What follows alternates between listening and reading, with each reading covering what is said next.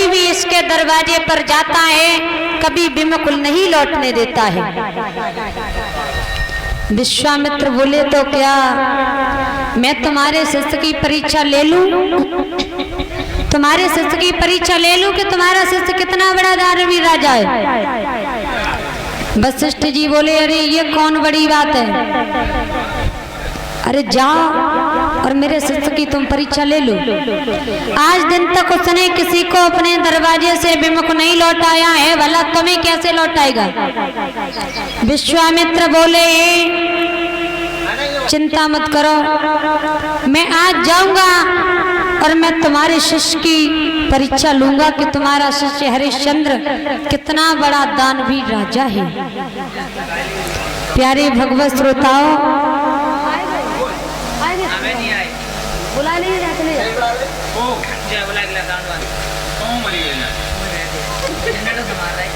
तो प्यारे भगवत श्रोताओं, विश्वामित्र जो थे हरिश्चंद्र की परीक्षा लेने के लिए और शूकर का रूप धारण किया है। हरिश्चंद्र का जो बाग है उसी बाग में जाकर के घुस जाते हैं। बाग में जाकर के गए हैं, हरिश्चंद्र के बाग में प्रवेश किए हैं, शूकर का रूप धारण किए। उस बाग में एक माली है, बाग की रखवाली करता है। बाग में विश्वामित्र शूकर का रूप धारण करके सारे बाग में इधर उधर घूमने लगे हैं, पूरे बाग को उजाड़ने लगे हैं। पूरा बाग जैसे ही उजाड़ा है हरिश्चंद्र का विश्वामित्र ने, और विश्वामित्र ने जैसे ही बाग उजाड़ा है श्रोताओं, तो माली जो था, माली ने बाग को उजड़ा हुआ देखा। कौन है गोली? तो बाग को जब तहस नहस करके रखा है और जैसे ही तहस नहस किया है तो माली ने जैसे ही जाकर के शूकर को रोका है, तो वही विश्वामित्र शूकर बने हुए उस माली की भी जंघा को फाड़ दिया है। माली की जंघा को फाड़ा है। आज वही माली रोता रोता महाराज हरिश्चंद्र के दरबार में आया है। महाराज की जय जयकार हो। महाराज गजब हो गया। क्या हो गया? अरे बाग में एक ऐसा शूकर आ गया है जिसने सारे बाग को तहस नहस कर रखा। महाराज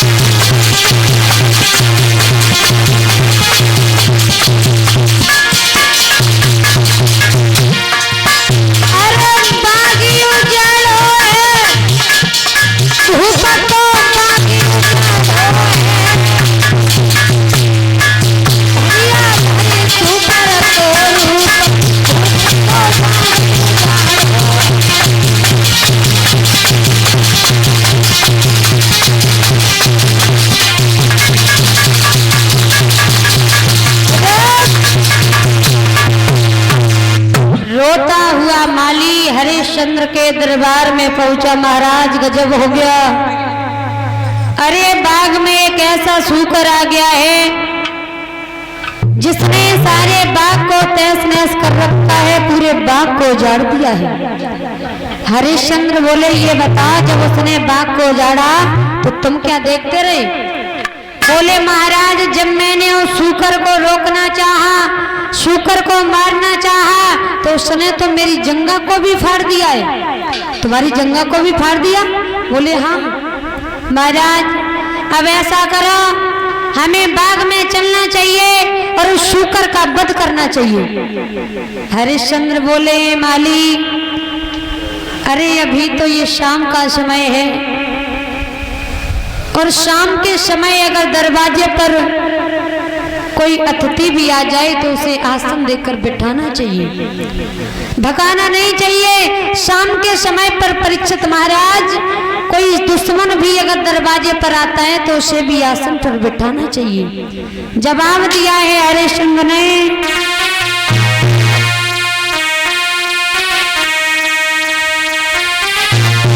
अरे भाइयों शाम को वक्त दो कामती दीजिए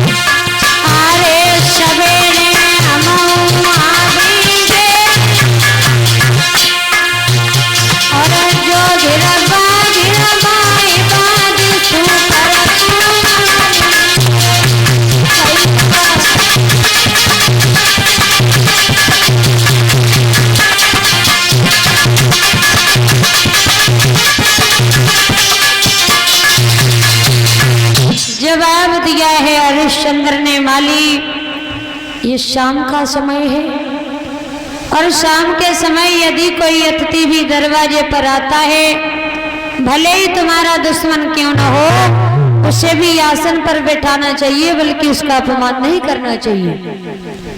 माली ने जवाब दिया तो ठीक है महाराज, बताओ फिर हमें क्या करना है?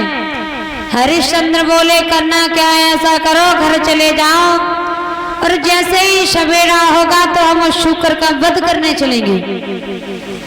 प्यारे भगवत श्रोताओ, सुखदेव भगवान कहते हैं राजन परीक्षित, माली वहां से अपने घर लौट जाता है। सारी रात हो जाती है, माली को नींद नहीं पड़ी, चैन नहीं आया है। कितनी जल्दी सवेरा हो, सवेरा होते ही मैं यहाँ से जाऊं और उस शूकर का वध कर सकूं।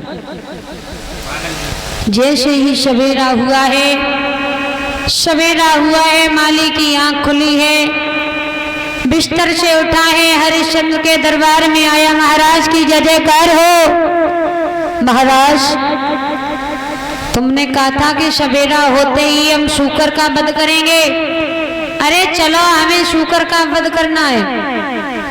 हरिश्चंद्र बोले ठीक है। सारे मंत्रियों को हरिश्चंद्र ने सजाया है, कहा है कि भैया ऐसा करो, बाग में एक ऐसा सूकर आया है जिसने सारे बाग को उजाड़ दिया, आज हमें बाग में चलना है और शूकर का हमें वध करना है। प्यारे भगवत श्रोताओ, हरिश्चंद्र ने सारी फौज तैयार की है सारी सेना को सजाया है और सेना को लेकर के उसी बाग में पहुंच जाते हैं। वही विश्वामित्र जो शूकर का रूप धारण किए हुए उसी बाग में फिर आ जाते हैं और बाग में इधर उधर घूमने लगे हैं, बाग को उजाड़ने लगे हैं। हरिश्चंद्र ने कहा है मंत्रियों, अरे याद रखना, अगर किसी भी मंत्री के पास से होकर के शूकर जिंदा निकल गया तो सजा मौत की दी जाएगी। गजब हो गया। हरिश्चंद्र सारी सेना को लेकर के विश्वामित्र उसी बाग में घूमने लगे, बाग को उजाड़ने लगे हैं। हरिश्चंद्र सारी फौज अपनी तलवार को सजाया है, पीछे पीछे भागने लगे। अरे चुने चुने तीर महाराज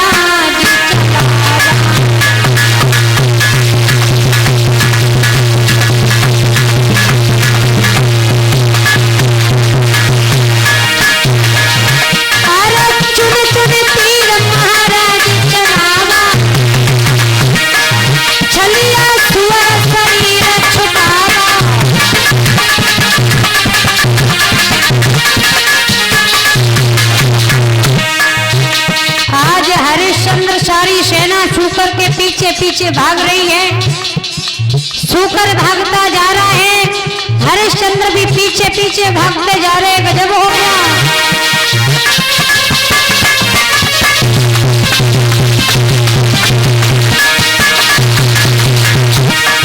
अरे जुड़े जाओ शूकर के, जुड़े जाओ शूकर, शूकर कढ़ी गो प्राण।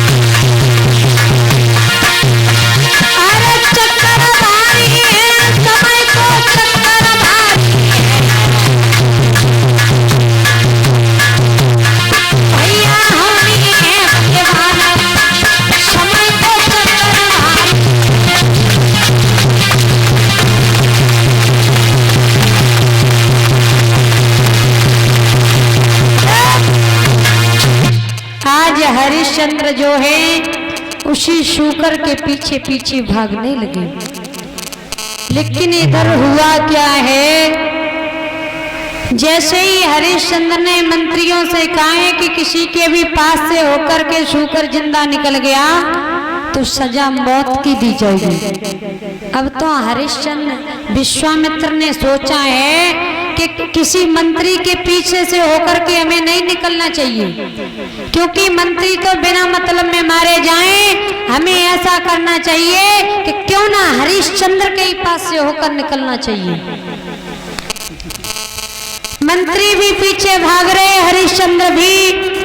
विश्वामित्र जो थे वही विश्वामित्र शूकर बने हुए महाराज हरिश्चंद्र के पास से होकर के जैसे ही निकले हैं, हरिश्चंद्र चिल्लाने लगे हैं, पकड़ो शूकर को, पकड़ो शूकर को। तब तक शूकर जो था काफी झाड़ी में निकल जाता है। हरिश्चंद्र पीछे पीछे भागते जा रहे, झाड़ी में विश्वामित्र जी छुप जाते हैं। और जैसे ही झाड़ी में विश्वामित्र छुपे, अब तो हरिश्चंद्र भी आगे निकल गए। तो इधर वही विश्वामित्र कमंडल को लेकर के जहां हरिश्चंद्र भागते जा रहे थे, हरिश्चंद्र के पास में आ जाते हैं। हरिश्चंद्र ने कहा है महाराज, अरे क्या तुमने इधर कोई शूकर आता हुआ देखा? विश्वामित्र जी बोले शूकर? अरे शूकर का क्या करोगे? बोले शूकर का हमें वध करना है, उसने मेरे बाग को उजाड़ा है। तुम्हारे बाग को उजाड़ा है? बोले हाँ। विश्वामित्र जी बोले तो हमें ये बताओ तुम हो कौन? हरिश्चंद्र बोले मेरा नाम है हरिश्चंद्र, मैं दानवीर राजा हरिश्चंद्र हूँ। आहा, जैसे ही संत जी ने सुना कि तुम्हारा नाम है दानवीर हरिश्चंद्र, अरे मैं तो तुम्हारे ही पास आ रहा था। मेरे पास? बोले हाँ। क्यों? क्योंकि मैंने तुम्हारा बहुत बड़ा नाम सुना है कि तुम्हारे दरवाजे पर कोई आता है तो कभी खाली हाथ लौट कर नहीं जाता। प्रभु तो कहना लगो समझाई है तेरी सब जगत करत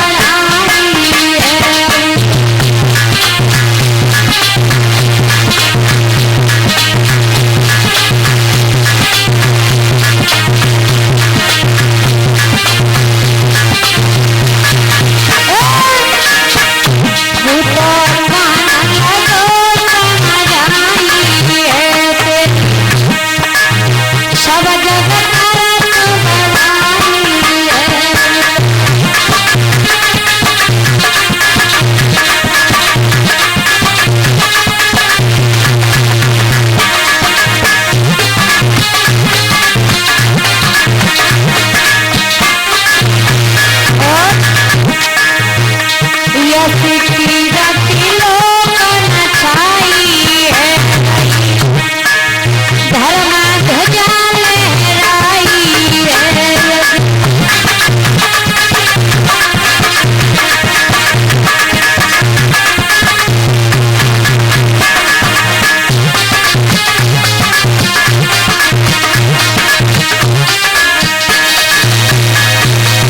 जवाब दिया है हरिश्चंद्र, अरे मैं तुम्हारे ही पास आना चाहते थे। बोले मेरे पास? बोले हाँ। क्यों? मैं इसलिए आना चाहता था क्योंकि मैंने तुम्हारा बहुत बड़ा नाम सुना है, मेरा नाम बहुत बड़ा सुना है। तो हरिश्चंद्र बोले हमें देर हो रही है, शूकर का वध करना है, हमें तुम बताओ कि तुम कहना क्या चाहते हो। बोले हे कपटी विश्वामित्र कि मैं ये कहना चाह रहा था, तुम्हारे यहाँ में इसलिए आ रहा था क्योंकि तुम बहुत बड़े सत्यवादी और बहुत बड़े दानवीर राजा हो। आंखों में आंसू भर लिए विश्वामित्र ने रो करके हरिश्चंद्र से बोले हे महाराज, मेरे घर में एक बेटी है जिस बेटी के मैं पीले हाथ नहीं कर पा रहा हूँ, क्योंकि जहाँ भी बेटी के लिए लड़का देखने के लिए जाते हैं तो लोग हमसे पहले पैसे की बात करते हैं, और मेरे पास इतना पैसा नहीं है जो अपनी बेटी के पीले हाथ कर सकूं। हरिश्चंद्र बोले तो चिंता की बात क्या है? अरे तुम मेरे पास आना चाह रहे थे, हम तुम्हारी सारी समस्या सॉल्व कर देंगे। बोले हे विश्वामित्र, रो करके कि अगर थोड़ी सी तुम्हारी सहायता हो जाए जिससे मैं अपनी कन्या के हाथ पीले कर सकूं। तो हरिश्चंद्र बोले कि हे ऋषवर, ऐसा करो, मेरे पास यहाँ तो कुछ नहीं है, आप मेरे साथ मेरे घर चले, मैं आपको सब कुछ दे दूंगा। विश्वामित्र जी बोले महाराज, हरिश्चंद्र ने कहा है कि यहाँ तो मेरे पास कुछ नहीं है, घर चलो मैं सब दूंगा। विश्वामित्र बोले ऐसा करो, मैं घर तब चलूंगा, पहले तुम्हारे पास जो यहाँ हो वो हमें दे दो। तो हरिश्चंद्र ने कहा कि मेरे पास यहाँ पर तो केवल कुंजी और लगाम है। तो विश्वामित्र जी बोले हैं तो ऐसा करो, कुंजी और लगाम को ही हमें संकल्प कर दो। अब हरिश्चंद्र को नहीं पता है कि क्या होने के लिए जा रहा है। कुंजी और लगाम को निकाली है और निकाल करके विश्वामित्र जी को सौंप दी है। संकल्प में कुंजी और लगाम दे दी। हरिश्चंद्र बोले हैं ऐसा करो ऋषिवर, आप इसकी कुछ दक्षिणा और मांग लो। दक्षिणा? बोले दक्षिणा? तो विश्वामित्र बोले हैं कि इसकी दक्षिणा हमें 60 भार सोना चाहिए। अब हरिश्चंद्र को नहीं पता है कि कुंजी लगाने में सब कुछ चला गया। 60 भार सोना चाहिए। बोले चलो मेरे घर, अब मैं तुम्हें सोना भी दे दूंगा। के घर चलिए सब कुछ दे दूंगा और आशीर्वाद ले लूंगा।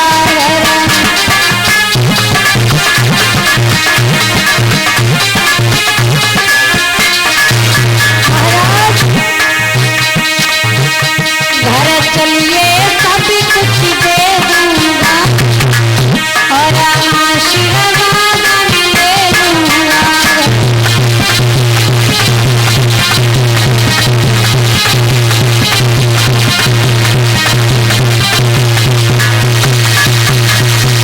अरे घर चलो तुम्हें सब कुछ मिल जाएगा।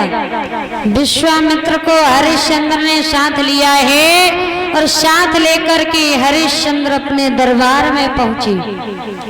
जैसे ही दरबार में पहुंचे हैं हरिश्चंद्र, तो हरिश्चंद्र ने अपने खजांची को बुलाया और खजांची को बुलाया है। विश्वामित्र को आसन पर बिठा लिया। खजांची से हरिश्चंद्र बोले हैं कि भैया खजांची ऐसा करो, जाओ चले जाओ खजाने से 60 भार सोना लेकर के आओ। और विश्वामित्र जी का 60 भार सोना बाकी है, वो लाकर इन्हें दे दो। खजांची ने हरिश्चंद्र से कहा है महाराज पहले खजाने की चाबी तो दो। गजब हो गया, जैसे ही चाबी का नाम सुना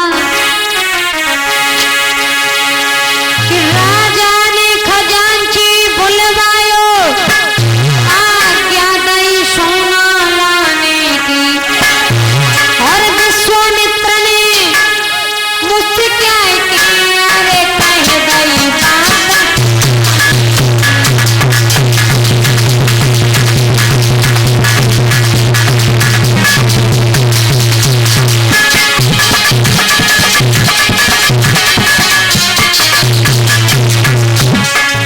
जैसे ही कहा कि खजाने से सोना लाओ, सोना दे दो।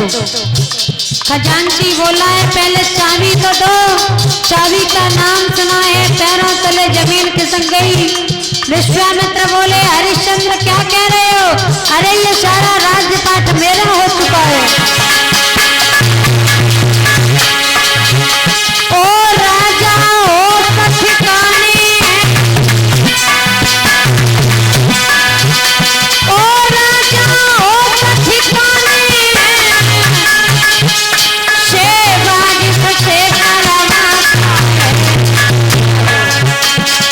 भारत तुम्हारा रहानी तू के पकड़ा हो तमाम।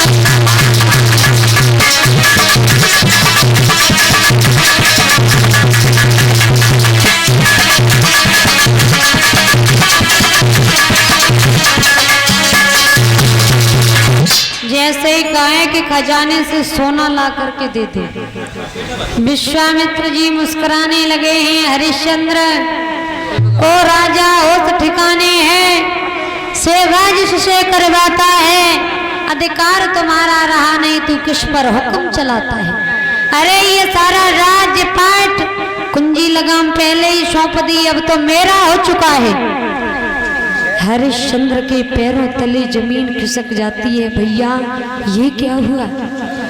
गजब हो गया, अब क्या होगा? हरिश्चंद्र खड़े के खड़े रह जाते हैं। विश्वामित्र जी बोले हरिश्चंद्र अरे क्या देख रहे हो? अब हमें 60 भार सोना वहां से चाहिए जो तुम्हारे राज्य से अलग हो। हरिश्चंद्र बोले अब मेरे पास कुछ तो नहीं बचा। विश्वामित्र से कहा महाराज आप चिंता न करें, मैं 3 प्राणी हूँ और तीनों प्राणी तुम्हारे साथ चलूंगा। काशी नगरिया में बिक जाएंगे और तुम्हारे ऋण को ऋण कर देंगे। प्यारे श्रोताओ, विश्वामित्र जी बोले तुम तो बिकने के लिए तैयार हो, पहले अपनी पत्नी को जाके पूछो कि तुम्हारे साथ बिकेगी या नहीं बिकेगी। हरिश्चंद्र बोले प्रभु ऐसी कोई बात नहीं है, मेरी पत्नी बड़ी ही सुशील और गुणवान है, जो मैं कहूंगा वही करेगी। विश्वामित्र जी बोले तुम्हें नहीं पता है हरिश्चंद्र कि